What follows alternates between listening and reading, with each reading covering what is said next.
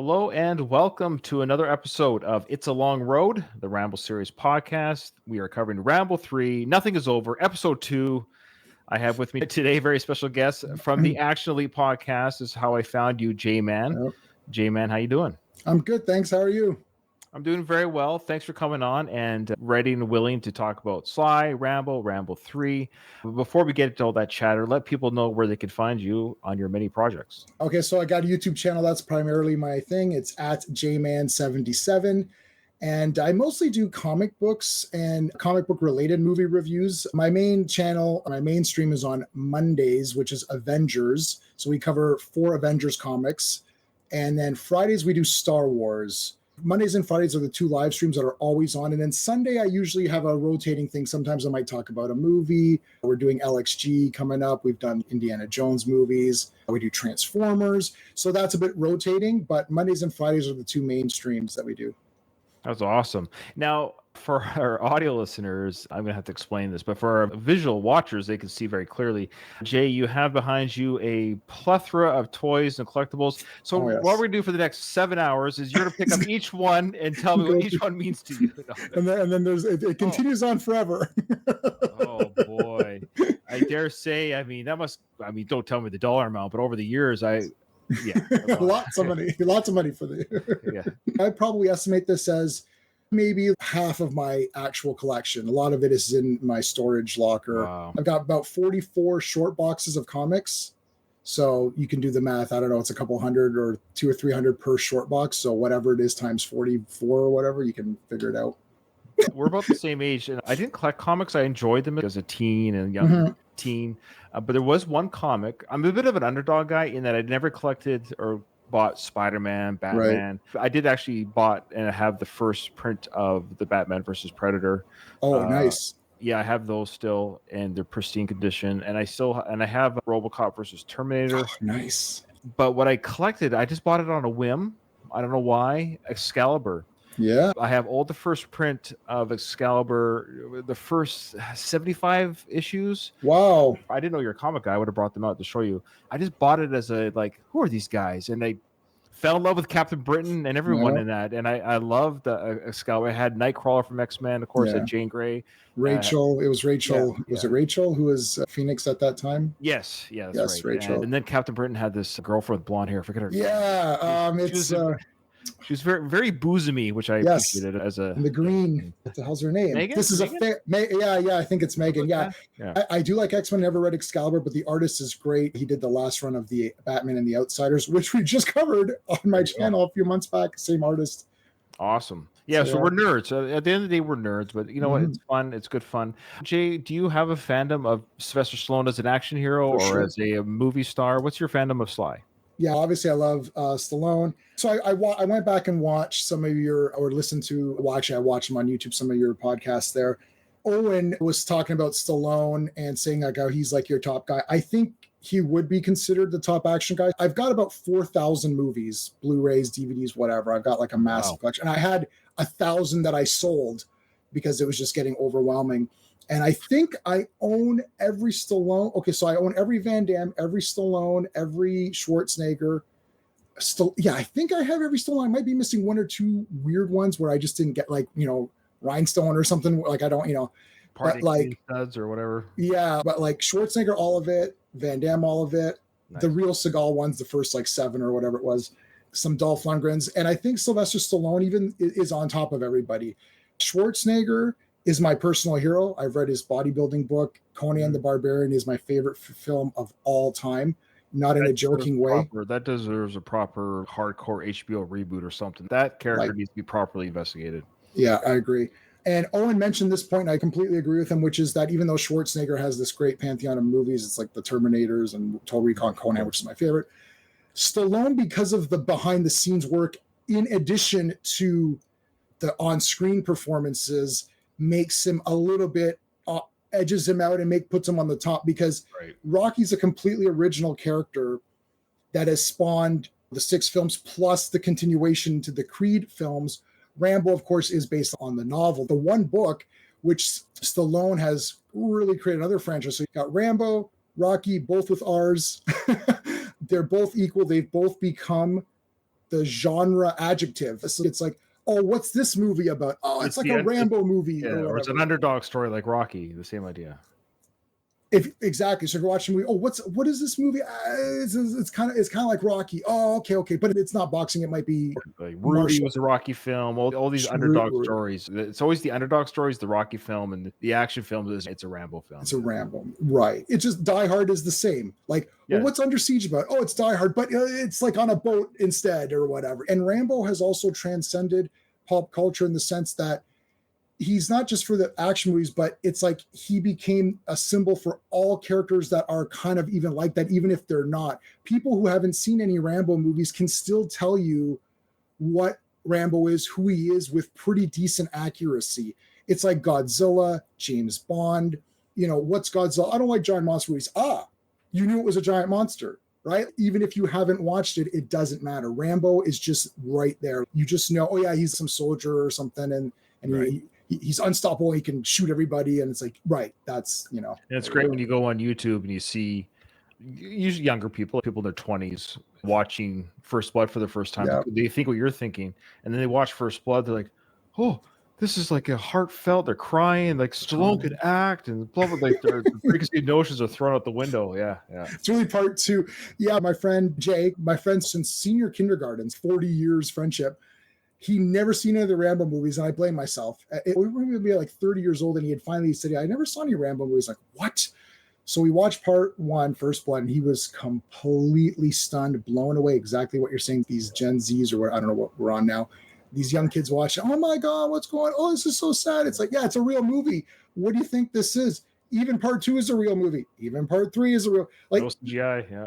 Yeah, these movies are actual real movies in a time period where they actually cared. And it's funny because Rambo 3 is considered, like a weaker entry, but you look at it now and you're like, it's way better than anything else going on. You got to put the politics of the time aside. Oh, sure. Everything got resolved by the time the movie came out.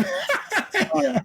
You gotta be kidding me. So, yeah, I ignored that. So who cares about that conflict anyway? No. Well, it's a bad guy regime. All you got to know is that there's the villains of the piece, there's the rebels of the peace. That's right. Rambo is inserted in the story. But the story's old this time, regardless. It doesn't matter. The players. Exactly. I actually put a clip of it on my Twitter or X of Troutman talking to the Russian leader, and when the Russian leader was trying to get the missiles out of him, and they had that whole dialogue about war and peace and prisoners. And I actually said on the post, I said, plug and play your countries. It's the same conflict. If this movie came out in '88, yes, it was Russia and Afghanistan. Not to get political, so I won't say which countries, but you could plug and play any country you want into that dialogue, and it works because that's the plight of humans, unfortunately. Yeah. Plus, you could change the perspectives. You change Rambo. Okay, let's say he's not American. Change him to something else we won't say, and then that story works anyways. Rambo 3 is the most perfect in the sense that almost anyone can grasp it. Versus part 1, look, part 1's obviously the best. We're not being silly, but anyone can plug and play Rambo 3 and be like, okay, I get it. It could be this country and that country. And if it plays in a country, you can pick the other 2 countries because Rambo is still outside of the 2 factions. So you can put your guy, whatever country you're in, you can put your guy, this is our soldier in this conflict somewhere else. And that kind of works that way, which is why they didn't play too much into let's get the politics out there. They said the names because, we know what the names are, right? Even in that time, I don't know, I can't remember how old I was, like 11 or whatever. Yeah. Even then, we knew who the bad guys. Back when we were kids, Russia was always the bad guys. Russia were the bad guys. I don't know if anything's changed all that much. I don't think they're the quote unquote good guys right now, but they were okay for a bit. They kind of got themselves out of it, and then they brought them. So they were like, no, we got to get back into the movies, and let's just get right back. All right. Now, of course, you're a Sly fan, you're a Rambo fan, so yes. We can kind of get right to Rambo 3 talk. When was the first time you saw Rambo 3? Do you recall? Did you go to the theaters, or was it VHS? No, it definitely would have been VHS. I don't remember when the Sega Genesis game came out. I loved that game. I loved it. If I were to guess, 89, 90. At the latest would be 90. 90, yeah. So 89, I saw Batman, obviously, in the theater. Saw a lot, three times. And then, so I wouldn't have seen Rambo. There's no way I would have been able to go to see Rambo. So it's definitely on VHS rental, which I owned 2 and 3, the actual cassette tapes. I had about 500 VHSs at my highest before DVDs came out, and I moved over to that. And then I think I taped Rambo First Blood Part 1 off of TV. I think I saw them in order. Like I'd seen one, two, I saw them. yeah. Yeah. So that, let's say 90, whenever it would have been available to rent, I would have rented it. Yeah, it would definitely by 89, because back then, of course, movies did play in the theaters a little bit longer. They took a little bit longer to come out on home video. Okay, cool. Now, well, let's get into it. We're gonna talk about certain scenes as we get into it. You saw Owen, and I felt bad. Owen, your friend and co-podcaster on the Actually podcast. I think he was sweating a little bit. I think he was sweating. He's like, my friends are to see me play this game, and I'm supposed to know these films so well. And I told him I haven't seen this film in 2 years myself. Right. So, when was the last time you viewed it? I reviewed it again for that stream for Owen. So whenever that was, and then I watched it again this week. Oh, wow. Listen, I know there's the quiz coming. If I fail the quiz, I fail the quiz. It's like, there's no failing. We're here for fun. We're here for fun. It's Rambo. My quiz is over. To be fair to Owen and the other co-hosts that come on, as the host, I'm not going to rewatch this movie for the quiz because I'm just going to see what I get. And I'm surprised I even got the mark I got the last quiz. So here we go. You ready for the first question? Yes, the first question. All right. Okay. Where do the Soviets intercept the team? Before I start, let me say this is, of course, comes from this book. Rocco, he did this book and a Rocky trivia book that we've used for our podcast. He's from Windsor, too. Oh, awesome. Yeah, it's on Amazon, amazon.ca. So I always tell everyone, buy it, support this young lad's work. This is how I look at it. We got a young guy who's a Rambo and Rocky fan, Sly fan. And this is really cool that he did this project himself. And I always want to say, buy his book, support him, guys. Okay, so here's the question. Right. Where do the Soviets intercept the team? Now, I suspect he's referring to Troutman's team, that first mission. Right, where they go. Okay. Do you think Rocco was asking, was there a geographic land that they got caught in? There's a section where they show you a location on the screen, like blah, blah, blah, outside of whatever. Okay, so, I can't remember. I just know the two countries that are at war with each other, so I know what time of day it was. Is this a no notes allowed? Because I may have actually written that down coincidentally. If you have notes, you can look at your notes, as long as you're not rewatching the movie as we're talking. Yeah. Okay, I'm going to say I'm totally wrong. Oh, this one's 50-50. Ready? Yeah. Okay. True or false? Rambo disagrees with Troutman when he says they are getting soft. Okay. Yeah, I know the answer to that. Is the he referring to Troutman says this or Rambo said it? I know who says it. Troutman says it. So Troutman says they are getting soft. Does Rambo disagree or agree with that? I'm just guessing. Okay. Who informs Rambo about the team getting captured by the Soviets? Okay. I forget the character's name, but I know who it is. Yeah. I can name his character on several other things. I think it counts. We all know who the character is. If you can pick him out in a lineup, that's what we'll do with that. Right. How does Rambo navigate the minefield? Okay. How does he navigate the minefield? Okay. Reminds me, do you ever see that movie Dune, the Dune movies? I've read the first 4 books of Dune. I've seen the movies. I've seen everything. I think I have every action figure from Dune, even the worm that came out. Yeah, so I'm a Dune guy for sure. I was just thinking that's how Rambo did it. Imagine Rambo does the same movements in the sand with his feet. What I like about the Dune films is it brings my faith back into filmmaking again, where we have these big epic. You could have epic films that are on a grand scale and still be like good dramas and storytelling and writing. It does have CGI, but the CGI doesn't run the film. The film uses CGI to tell the story. Yeah. And they're good books too. Yeah. I've read the books that are going to be the films. That's all I've read so far. Yeah. Okay. Well, book 4 is awesome. The 5th book, I had to start over again. And there's like 30 books or something. Yeah, so there is. Yeah. So wait, what question are we on? 5? We're on the next one. Yeah. Okay. What does Troutman say the difference between Rambo and God is? Oh, that's easy. Is this what he's talking to the Russian leader? Yeah. Okay, that's right. Okay. Who do you think this man is? God. Yeah. This is funny. I think I got the answer. Yep. Where does Musa say the Americans are being held? Where does Musa say the Americans are being held? This is a guess. I mean, I'm just going to write something generic. Yeah. All right. How many more men are coming with Rambo and Musa on their mission? Wow. How many more men are coming with Rambo and Musa on their mission? Okay, I think I know. According to Zayson, who was the first American to be captured in Afghanistan? Oh, okay. Oh. How many prisoners survived Rambo's helicopter crash? How many prisoners survived Rambo's Oh, helicopter? that's tough. I'm going to give it a guess. And when it comes to numbers, I think it's the only number we have. It's whoever's closest, and you can go over. But if it's a tie, then it's Right. whoever didn't go over. Okay. Right. Okay.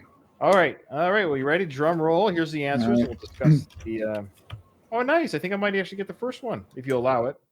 Question is, where do the Soviets intercept the team? I think I said 50 kilometers outside of the Afghan border, or there was a name called Peshawar. I don't know if that was I can't remember how it was spelled or said. We both got it. The Rocco answer in the book is just over the border, and I wrote just past the border. Right. Soviets intercepted the team just over the border. There you go. Okay. Hey, 1 for 1. All right. Yeah. I thought, is he talking about a country? But I think I remember they waited till they crossed into the territory where they could be. Okay. Right. Nice. 50-50 guess. What's your answer for number 12? True or false? Oh, he says, I think we're getting a little soft. He's like, maybe, sir, but just a little. Hard to believe, John. What's that, sir? Well, I hate to admit it, but the truth is I think we're getting soft. Maybe just a little, sir. Just a little. There you go. Good job. That's right. He does agree. Yep. Good job. I as well. I felt like I was in school again. I'm like, it's 50-50. Because I laugh at that line because Rambo is so soft in his delivery. It's like, maybe, sir, but just a little. Just a little bit soft. We joked on our Ramble 3 coverage that Ramble 3 was the most comedic of the Rambo films. It had the most one-liners. Sure. Yeah. Yep. Who informs Rambo about the team getting captured by the Soviets? Rambo. Something went wrong. What happened? Soviets intercepted the team just over the border. Well, it's Kurtwood Smith, Clarence Boddicker, like Red from. Was it? What was the guy's name? I feel like it was like Griggs. Oh, I was gonna say Gregor. I was gonna say okay, Griggs. There. We all got it. I wrote Boddicker. Yeah, Clarence Boddicker. Yeah. Clarence came over from. That's his real. He should just change his name to that in real life. Well, he's got such a great, unique speaking voice, that actor. Yeah. What's his name? Give me my phone call. Kurtwood Smith. That's right. Yeah. Give me my fucking phone call. Yeah, he's got a great speaking voice. Another actor that has that same type of voice is the actor. You ever watch Lost? Oh, no, I have not seen Lost. Okay. I know what it is, though. Oh, what's his name? He plays the older gentleman, John Locke. Oh, I know exactly what you're talking about. Yeah, John Locke. I know the name John Locke. Yeah, he was in Young Guns. He was in Tombstone. He's that actor where every time he speaks, I'm just watching him right now in the Walking Dead series. Do you ever watch that series? I did watch. I don't know the first 8. I don't know what I watched. I did it, man. I plowed through. I did it. Oh, wow. And we're on the Sean and oh my goodness, the spinoff series. Rick and Michonne series. Oh, is there? I didn't even know there was a spinoff. I thought there was a Daryl one. They did Daryl, they did Maggie and Negan. Wow. But the Michonne and Rick is just 6 episodes just to tie up their story. All the spinoffs are excellent. Wow. They're high-end excellent. They're high-end excellent. They really were able to reboot and not reboot because re-energize it. Yeah. Rejuvenate it. Yeah. Okay, yeah, Boddicker. We talked about Robocop a couple times, and I haven't yet on our Action Heroes podcast network. I haven't reviewed that film in a long time. To this day, that is still one of the most brutally violent films of all time. There's something uniquely violent about the film. You watch the John Wick films, or even Ramble 4. There's something uniquely brutally violent about Robocop, don't you think? Yeah, there's not much regard for life in it. And it's not done in a cool way. Like when John Wick is killing people, you're like, that looks cool. When Robocop or let's say Ed 209 is killing the business guy, it's like you're like, it's murder. They're just like, well, life in the big city, and there's no regard for it. It's like, well, he died, okay, tough break. And then they look at it as opportunity to advance, right? It has nothing to do with anything. The human life doesn't mean anything, and it's brutal, and they don't care. And it's not like any of the Rambo movies where he's killing people, yes, but there's still either meanness to it or sadness to it. They're just like, that's life he literally says, that's life in the big city. It's like. And that's what makes Robocop such a great film is it stands up because it's so brutal. And then it has these really great dark comedy moments. And then it has great acting and great antagonists and the whole moral code of the the company owning the law enforcement, but That's then awesome. it just holds up. The suit is amazing. Mhm. That film is just. But when Murphy gets killed, the whole that Right, whole it's scene, disturbing. it is. Yeah, they're enjoying it. They're having fun with it. I believe you said this on one of them, maybe the only one. To this day, for me, it's really disturbing. And I've seen all the Terrifier movies. It's a different kind of. It's weird how it holds up in a good and terrible way. How the Robocop violence just, Yeah, I saw it when I was 12. Yeah, me too. I rented that, and it's like Road Warrior, like all these movies I just saw. Like I think I saw Temple of Doom and Robocop in the same weekend. That's awesome. Which is awesome. Hot take: Temple of Doom's the best indie film. I don't care. Me too. Yeah, it's also the first one I saw, so I saw them in order. I love how it's arbitrarily a prequel to Raiders. It's such a weird thing. He goes to hell, rises up. He was Rene Belloc. He had to go to hell. He went to hell, learned, came out a hero, saved the kids. That movie is a masterpiece. The action is great. Mm-hmm. There's a lot I could say about that. But I'll say this to the end of time. Indy's a better character than Han. And I think so too. And that scene with Harrison on the bridge with the rope, is awesome. There have been few men, and I'm a straight man, and I'm just saying this, that is the most manliness, studliness look anyone's ever had when he's talking on the bridge with the sword and the ropes. Yep. That sequence of Harrison is just peak Harrison, peak manliness. There's something I don't know what it is. And the way it's shot and the way it looks, you can't do that anymore. I don't know what it is. There's a statue of him on the bridge. I've got a statue of that right there. Where do I see it? Do you see my finger pointing? Oh, there it is. Yeah. Okay. Oh, can you not bring it to the camera? You can bring it. It's like embedded in there. Oh, all my Indiana Jones stuff. But I've got the one from him running from the boulder and then him cutting the bridge. The two big iconic scenes, some of the best scenes ever. That rope bridge is one of the most exciting. And that comes after such a long, drawn out chase that you're just... I love that film. I think the reason why I do like it is because I admit I'm a bit of a horror fan. Me too. So I like the elements of the horror, the mystique, and the it's like anyways, well, look at us. Yeah, you're gonna need to make this an hour longer. Oh, I know. Okay. Okay. Where's the next one here? Oh, minefield. Yeah. How does Rambo navigate the minefield? It's not the dune walk. No. What did you put? I just said he crawls and uses his knife to try to dig out the things. He's got a helper with him. He's got the one guy with him. Yeah. I don't know how else to. That was it. I love that sequence. He's just like poking the way he did this, like the angle with his knife is somehow like this. It's It's to not. Yeah. He did it though. Yeah. Okay, that's right. Yes, I think we're doing pretty good so far. Funny enough. What does Troutman say the difference between Rambo and God is? God would have mercy. He won't. At sunrise, I will hunt him down and have his skin hanging on the wall. You don't have to hunt him. What? He'll find you. Are you insane? One man against trained commandos. Who do you think this man is? God. Oh, God would have mercy. He won't. Who do you think this man is? God. I would have said, well, Old Testament God and Rambo are very similar. Yeah, that's true. Yeah, that's true. God would show mercy. He won't. Now, see, this one's interesting. Where does Musa say the Americans are being held? I wrote Russian prison camp. What did you write? I just wrote underground base. I have no idea. That was just a generic answer. I don't know. Well, let it go to the judges. I said Russian prison camp. The answer is in a Soviet fort near the village of Kos. 30. Do you know where the American is? Yes, in Soviet fort near the village of Khost, 30 miles of our border. So I would say yours is more accurate than mine. Mine was completely generic. I just, like base at the underground base. So I got this. Is like, I can't remember. That's what I was thinking. Like, I didn't want to overthink it. It's like, well, they're probably being held by the Russians in a camp, and they were. Okay. Yeah. Oh, I missed the question. We can answer on the fly. I'll let you answer it first. Sure. I have the answer in my head. I read it. I have my answer locked into my head. Trust me on it. So why is Rambo working on the monastery and stick fighting in Thailand? He likes it there. He wants to help. Well, he's fighting to help the monks out, give them some money, and he likes it. He can help them out, and it's peaceful. So that's his perfect. Peaceful. That's right. Yeah.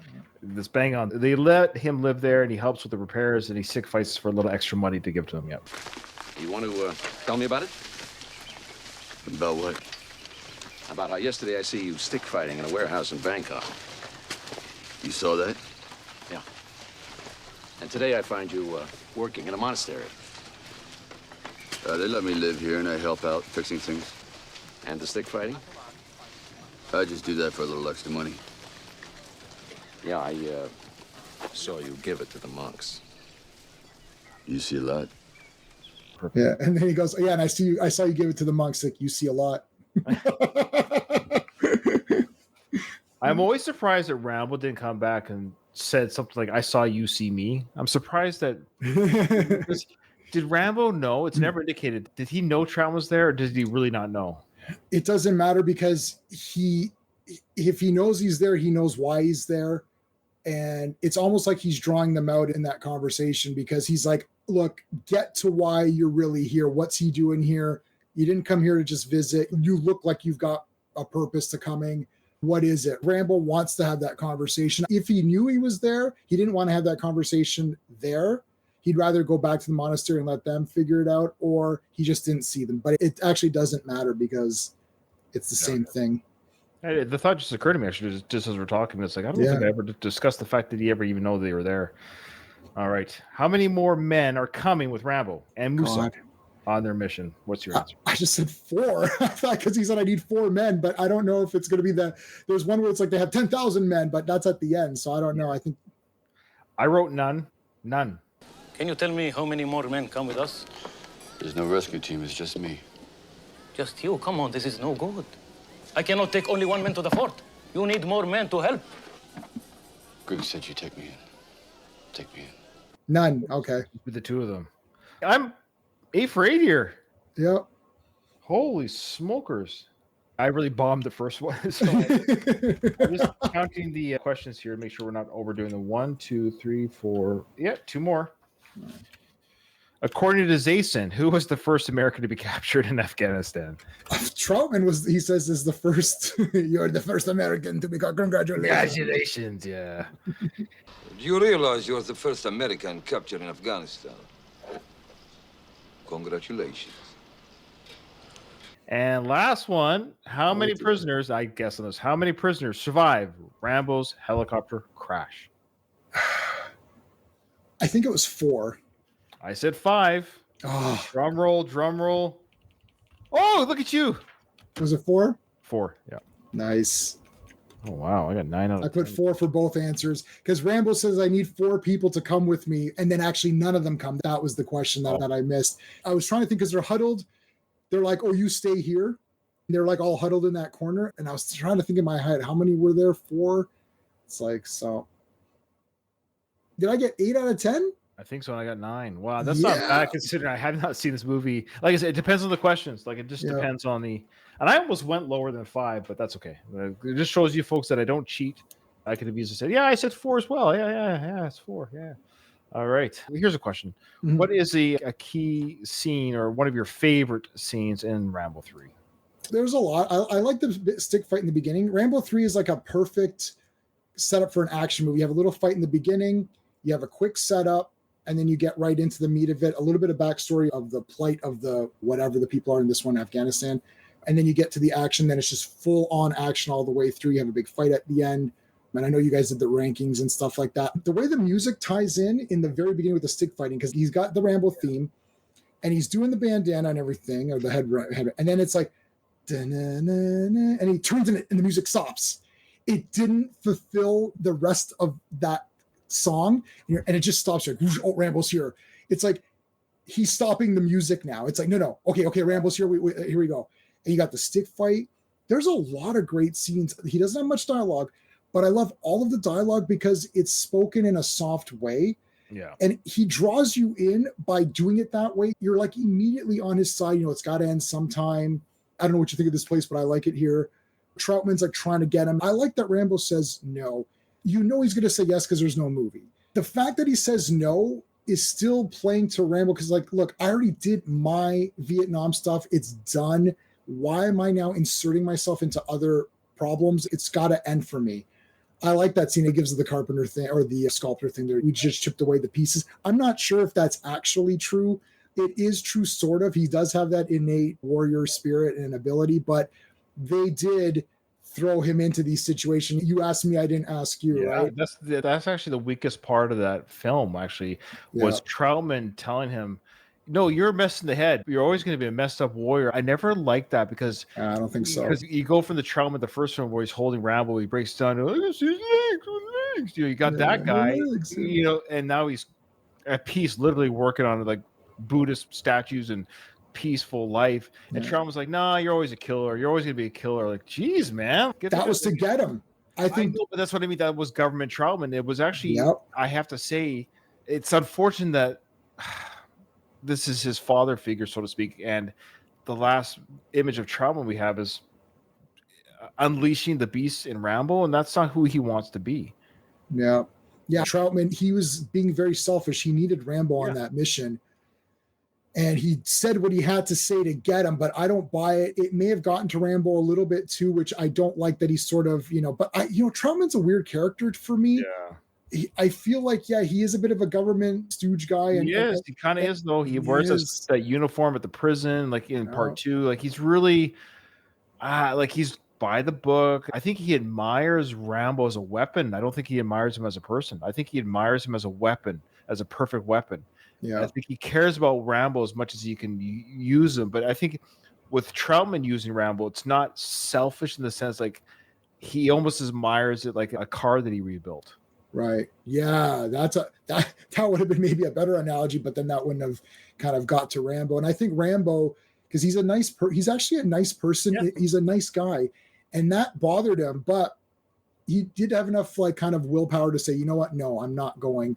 And then it's only when Troutman. But if it was successful, if Troutman did a successful mission without Rambo, and he comes back and says, "Oh well, the mission went well. Do you want to get a cup of tea?" Rambo would be like, okay, well, I guess let's go get it. Like, he wouldn't have gone to another war. He would have retired peacefully in Thailand. That's true. It's only because Troutman sucks. That whole mission was a disaster. Yeah, and he gets captured in 2 seconds. Yeah, I understand. Look, it's a movie too. No one's better than Rambo because that's the name of the movie. No one's better than John Wick because that's the name of the movie. Yeah. It's like that's the brand name that's the brand. The brand is Rambo. It's not Troutman. He's Superman. He's Superman. He's not going to lose. Anyways, so that's fine. I understand too that you're sort of like, how are we going to get this guy in the story? Because like part 2 concludes up and you're like, okay, that sort of closes up the Vietnam stuff. It's kind of done. How are we going to continue this character? Part 2 is always the most important in any franchise because if part 2 fails, it's done.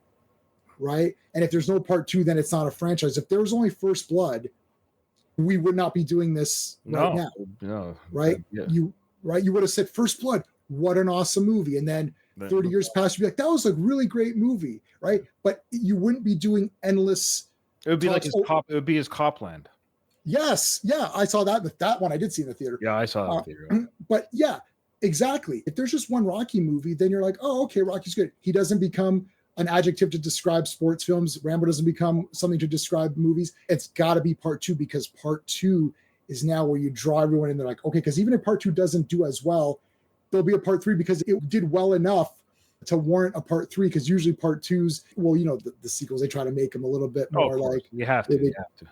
Yeah. So Rambo 3, there's a great part.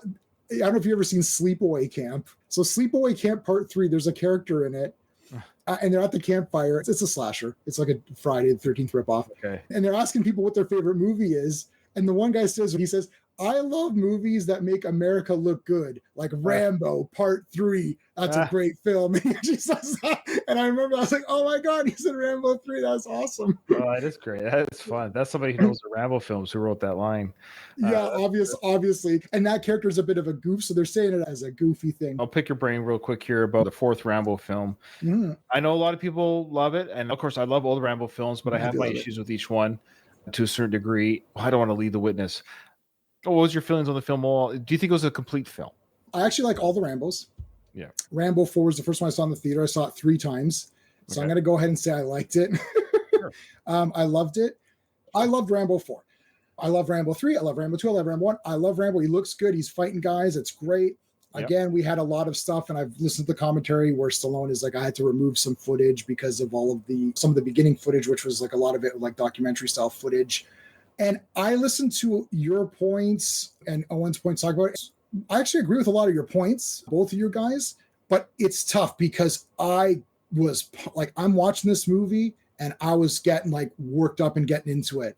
And the thing is that it almost becomes like just like a revenge tale where you're like, okay, I just want to see him destroy everybody.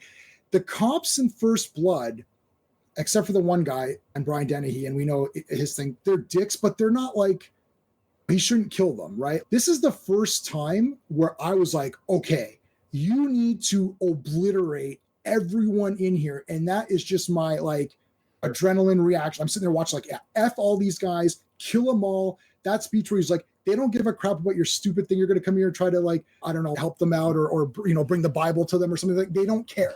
It's like their morality is on such a different level than your morality that it's never going to align even in the slightest.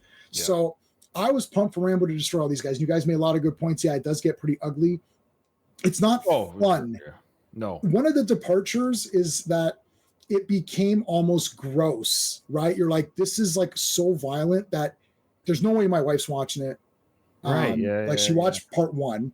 Yeah. I think she saw some of part two. She's like, that's not for me. I'm like, yeah, I didn't. I knew part one would be more her thing because it's still ultimately a bit of a drama with action elements. Whereas part two is just like an action movie. I mean, like, whatever. Send them in there. There's some dramatic parts, the Expendables line, of course. But part four is like, whoa. The problem with part four is you can't sit down and watch, hey, you want to watch a Rambo? Let's do Rambo. It's not going to be part four, right? Right. But it's not going to be part five for me either, because I still think it's got that serious angle too, where I'm like, you know what? Again, part five, F these guys. I want to see all these guys get killed too.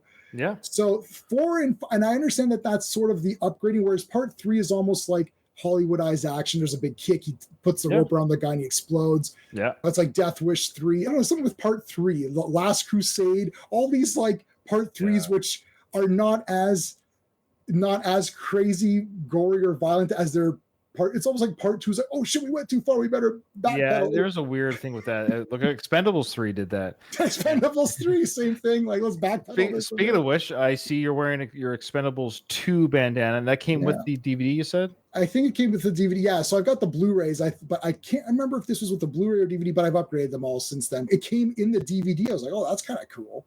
And speaking of Sly, and is like he owns 3 franchises, meaning like he's headed 3 for that's crazy. Rambo, Rocky, and the Expendables. It's a fun franchise, and Expendables 2 is definitely the best one of the 4. In no small part because Jean-Claude was such a great bad guy. He's the best, man. Van Damme's my superhero. I love him. But I've loved Van Damme since Bloodsport. I have been a Van Damme supporter, and you got a soft spot for this guy. I don't know what it is. Yeah, I own every Van Damme film except for 2. Which are, some of them are not available to own. So if they're not available, I don't own them. But there is 2 that are in my cart that I got to get. Kill 'Em All, and what was the other one? I can't even remember. They're just in my cart. Kill 'Em All 2 now. Kill 'Em All 2, yeah. Kill 'Em All 2, yeah. That's one. So that's what I meant.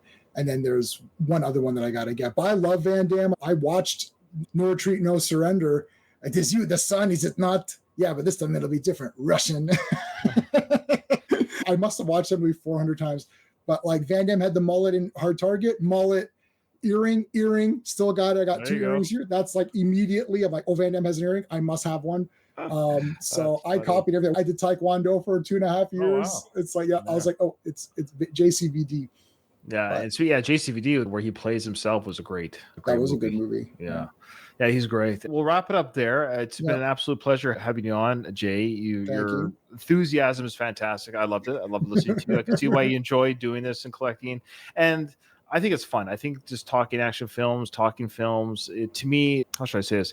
And the craziness of the world is, again, not to get into politics, but as crazy as the world is, this is where I find that we can just relax, have fun, put our stresses away, and hope people that are listening to this as they drive to work, to a job they maybe don't want to do, or doing chores in their house or going for a run. This is always my hope when people listen to these podcasts, that we can take a little bit of joy into their life. And I think we did that today. So thanks for coming on. Let people know again, Jay, where they can find you. Thank you. So it's at JMan77 on YouTube, and that's streaming Mondays and Fridays and Sundays as well.